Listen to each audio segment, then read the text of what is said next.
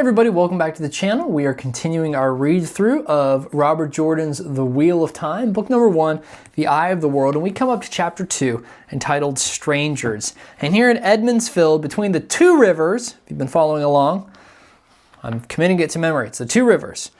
We come to chapter 2, where there seems to be a lot going on in Edmondsfield here, specifically around the celebration of Beltane.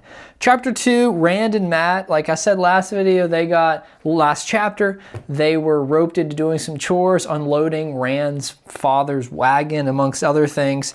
And they're carrying barrels in and they're working hard. And finally, one sweet lady who is a local woman who knows them offered to bring them in some honey cakes. And you can imagine teenage boys working hard, something like that would be truly a treat. But Rand told him after. We're not eating until after, he says, or we'll never get done. Rand is a mature young man. Well, they're talking, going back and forth, when a couple other friends break in. One's name is Ewan, and he breaks in, and he is talking about some strangers in town. Of course, Rand jumps right in. In the village? Not in the woods? Was his cloak black? Could you see his face? And Ewan looked at them uncertainly and said, of course I could see his face. And his cloak is green, or maybe gray. It changes depending on where you are when he looks at you. But her eyes are blue. Rand sort of, her? Who is her? He goes on to tell that there is this beautiful, I'll say young lady. I don't really know how old she is, but she's certainly older than the teenagers. I would imagine 20s, but that's just me at this point speculating. Her name is Moraine, Ewan said. The Lady Moraine. The wisdom may not like her, but I do. And Rand jumps in and says, what makes you think Nynaeve won't like her? And Ewan answers, she asked the wisdom for directions this morning and called her child. And both Rand and Matt whistled softly through their teeth. So again, we have not met Nynaeve yet.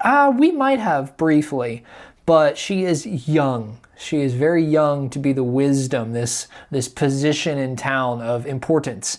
And this visiting Lady Moraine called her child. So yes, we can imagine she's maybe a little bit salty about that. But they got talking to her a little bit, and there's another individual that has been sort of rumored to be coming for Beltane, and it is a gleeman. From what I can gather, this is like a jester, someone who tells stories, someone who shows maybe magic tricks, things of that nature. And Matt, again, another one of his friends who's been, carrying these things back and forth, doing the chores. Matt claims that he's seen him, and no one else has. And so Matt says, for the last time, I'm not playing a trick on you. There is a gleeman. Now go away. Rand will tell you this woodhead I am telling the truth. And tell him so he will leave me alone, right? So they're going back and forth. They're talking. Again, a lot of excitement. And Rand notices, sort of while everyone's talking, he has this feeling of being watched. And something led him to turn around, raise his eyes, and on the edge of the inn, across the street, there was a large raven focusing right on him. And he swallowed, and suddenly anger flickered in him, hot and sharp. Filthy carrion eater, he shouted, and he and Matt look at each other, bend down, grab some stones, and hurl them at the bird. The two stones flew true, and the raven stepped aside. The stones whistled through the space where it had been, and it returned to where it was.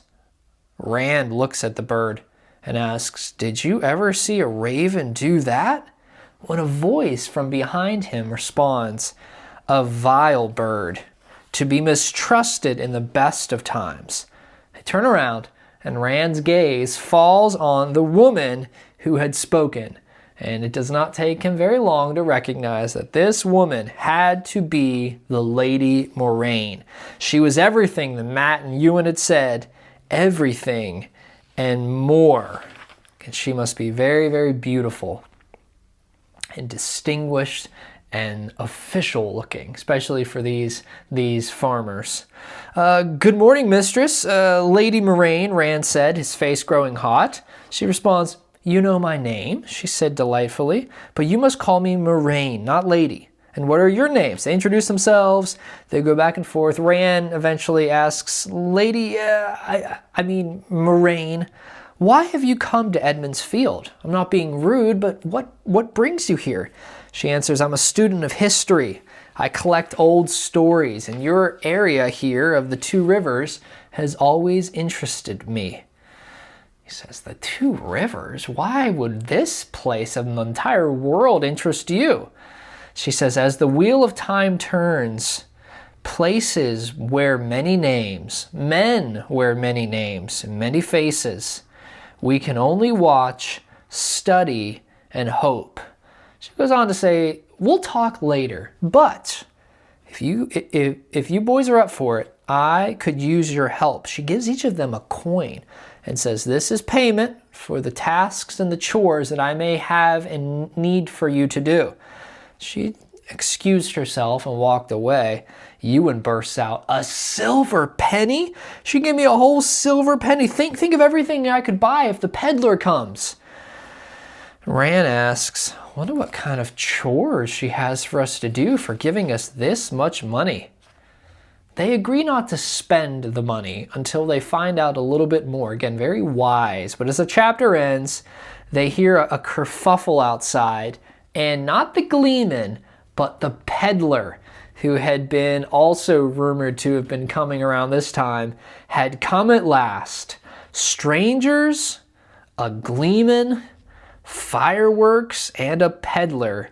This was going to be the best Beltane ever. That's where chapter 2 ends. Thank you so much for watching. Chapter titled Strangers. We're meeting some people, and it's true. This will be an interesting Beltane. If you're interested, you can like and subscribe to the channel, and we will get together on the next video. Thank you so much for watching. Take care.